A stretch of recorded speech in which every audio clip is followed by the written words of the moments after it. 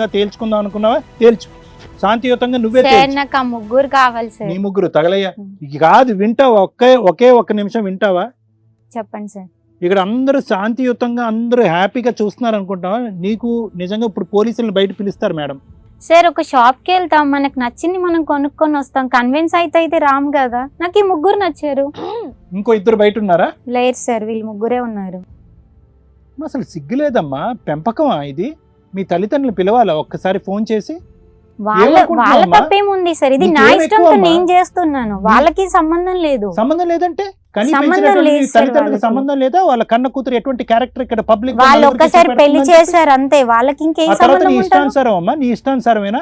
అంతే మరి వాడిని ఎందుకు పెళ్లి చేసుకున్నావు? అసలు పెళ్లి ఎందుకు చేసుకున్నావు? వాడితో నేను అరేంజ్ మ్యారేజ్ చేశారు సార్. వాడు ఏమని వాడు విడాకులు ఇస్తాడా ఇస్తరాకులు ఇస్తాడా మీకు అనవసరం. అరే ఖర్చు మొత్తం నేనే పెట్టుకుంటాను విడాకులు ఇస్తానంటే, దానికి ఖర్చు అంతా ఓకేనా? నీకేమైనా కావాలని చెప్పు, ఎదురు డబ్బులు ఏమైనా కావాలని చెప్పు. లేదు నేను తన్ని వదిలిపెట్టను, తను నాకు కావాలి.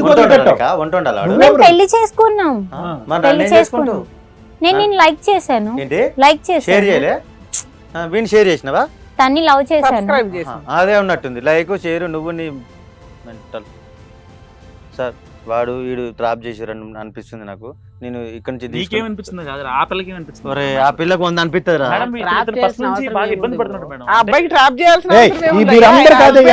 మీరందరూ ఏ గంగలో దుంకుతారో అక్కడ దుంకండి. మొగుడుగా అతను ఉన్నాడు, అతను ఏం చెప్తాడు? అందరికి స్విమ్మింగ్ వచ్చా? అందరికి పక్కన పెట్టండి. నువ్వేమనుకుంటావు? ఈ దరిద్రం అంతా చూసిన తర్వాత మాకే వాంతి వస్తుంది, నీకెలా ఉంది? నేను చెప్తాను సార్. చెప్పు బాబు. ఇంతకు ముందు వీళ్ళు ఇద్దరు గురించి తెలియనప్పుడు నేను మీ దగ్గర నా బాధను చెప్పుకొని మీరు సర్ది చెప్పిన తర్వాత నా భార్యను నేను ఇంటికి తీసుకెళ్దామా అని అనుకున్నాను. మీరు అడిగిందే జరుగుతుంది ఇక్కడ. ఆగండి, మీరు ఏది ఎక్స్పెక్ట్ చేస్తున్నారు? మీలాంటి దరిద్రం చూసినాక అతను ఒక హస్బెండ్ గా కంటిన్యూ అవ్వాల్సిన అవసరం అతనికి లేదు. అతని జ్ఞానం వచ్చిందా లేదా అని తెలియచేయడం కోసం మేము అడుగుతున్నాం. మీరిద్దరు ఇప్పుడు పండగ చేసుకుంటారేమో. అతను బ్రేకింగ్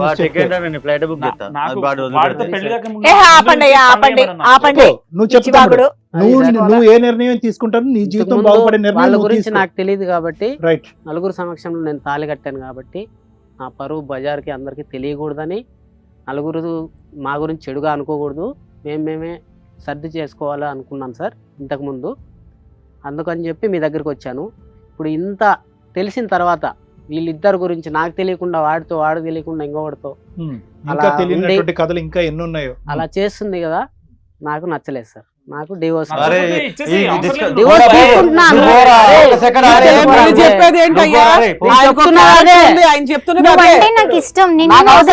ఎందుకు వాళ్ళకి వెళ్ళు, నాకు అవసరం లేదు. రేపే డివోర్స్ ఎందుకు డైవర్స్ నేను ఇవ్వను.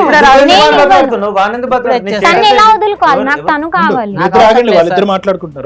తను కావాలి, తను వదులుకోను. మేడం మీరే నాకు న్యాయం చేయాలి. నేనంటే ఇష్టం అన్నావు. ఇష్టం ఉంది ఇంతకు ముందు, ఇప్పుడు దాకా ఒక 5 minutes ముందు వరకు ఉంది. ఏదో పెద్ద గొప్ప వనితమని ఆయన భార్య కావాలండి ఏదో మాట్లాడుతుంది ఫ్రెండ్స్ తో, అది కట్ చేయండి అన్నారు. ఇది షాకింగ్ వింటే మాకే పెద్ద బీభత్సంగా అనిపించింది అమ్మా. ముగ్గురు కావాలి, నలుగురు కావాలంటున్నావు ఏంటి నువ్వు? మేడం ర్యాష్ గా మాట్లాడుతున్నాను.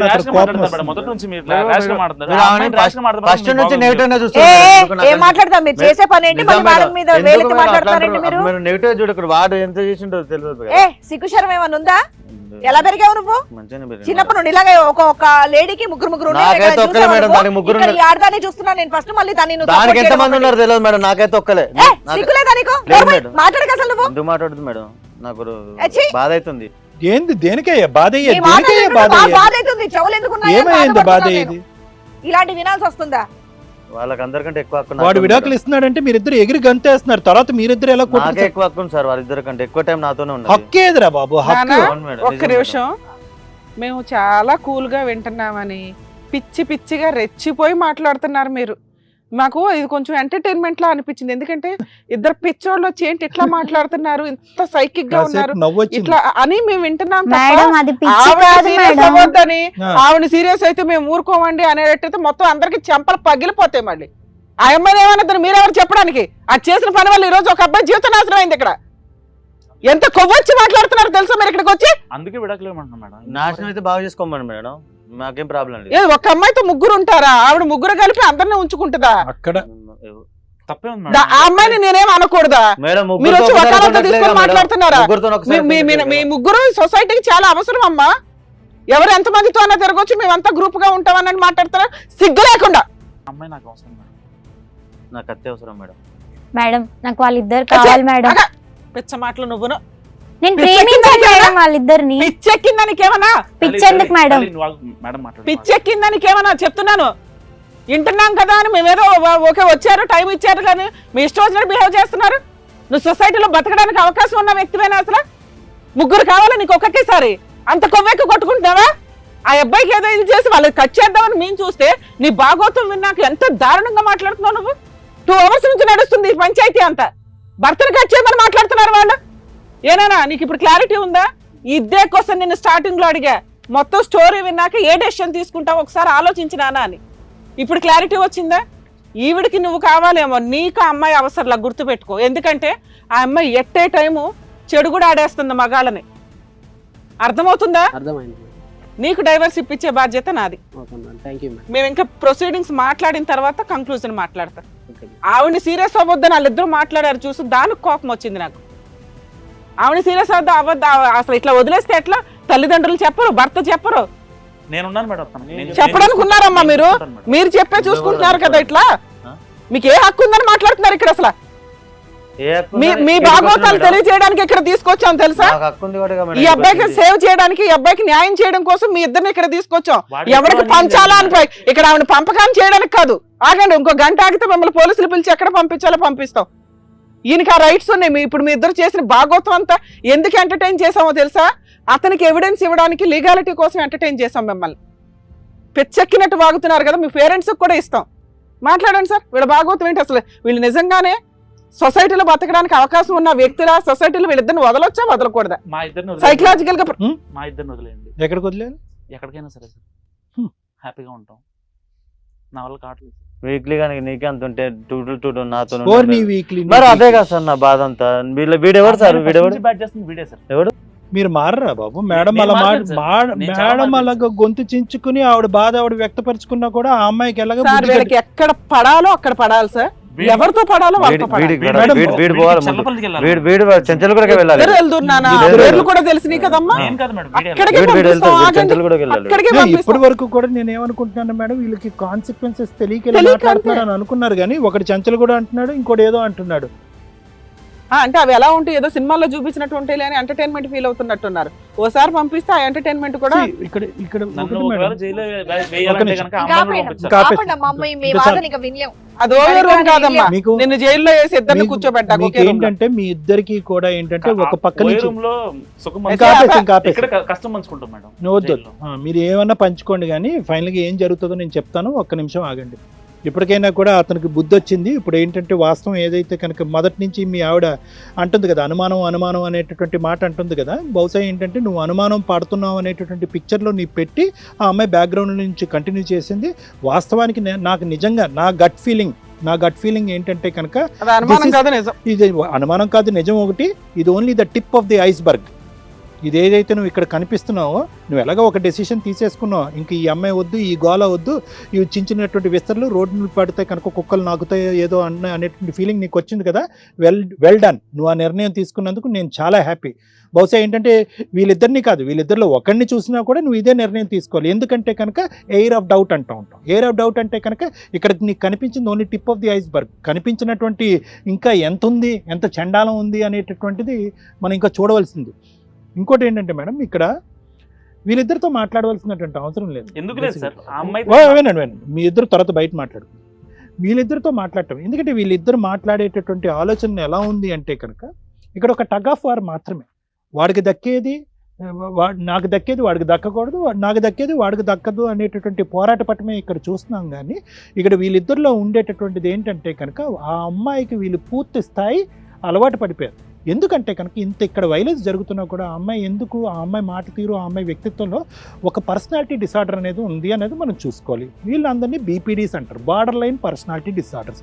ఎంత కొట్టుకుంటున్నా కూడా ఆ అమ్మాయి ఒకే ఒక పదం ఏం వాడుతుందంటే మనం శాంతియుతంగా తేల్చుకుందాం, కూల్గా ఉండండి, మీరేమి కొట్లాడుకోకండి, ఇలా మాట్లాడుతుంది అంటే కనుక, అంటే ఇంత పంచాయతీ జరిగి ఇక్కడ ఇంత వాడి వేడి నడుస్తున్నా కూడా ఆ అమ్మాయి అంత కూల్గా మాట్లాడుతుంది అంటే కనుక ఇటువంటి వ్యవహారాలు, ఇటువంటి పంచాయతీలు ఈ అమ్మాయికి కొత్త కాదు అనేది ముదురు ముచ్చు.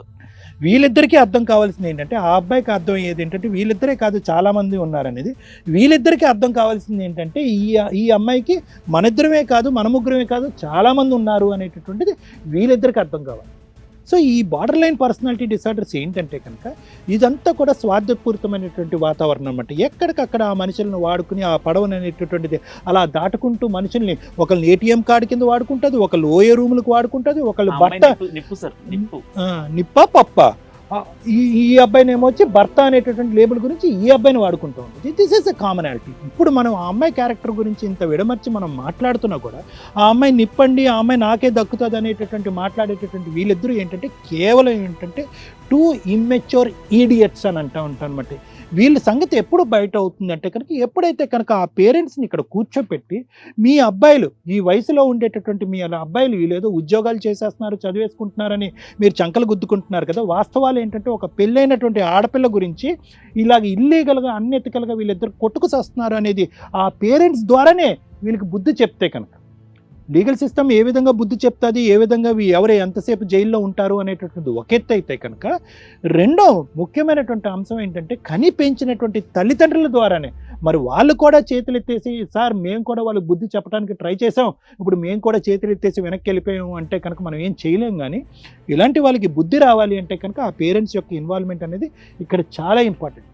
అయితే ఈ మొత్తం అంశంలో ప్రధానమైనటువంటి ఎవరైనా కర్త క్రియ ఈ అమ్మాయి అని మనం ఎందుకు నేను అంటున్నానంటే మేడం, ఈరోజు ఈ అమ్మాయి ఇప్పటికీ కూడా ఎక్కడ బుద్ధి వచ్చినట్టు మనకు అనిపించట్లేదు. ముగ్గురిని ఇవ్వండి, ముగ్గురిని వేసుకుపోతా, ముగ్గురిని ఇవ్వండి, ముగ్గురిని వేసుకుపోతాను అనేటటువంటి మాట అంటుంది.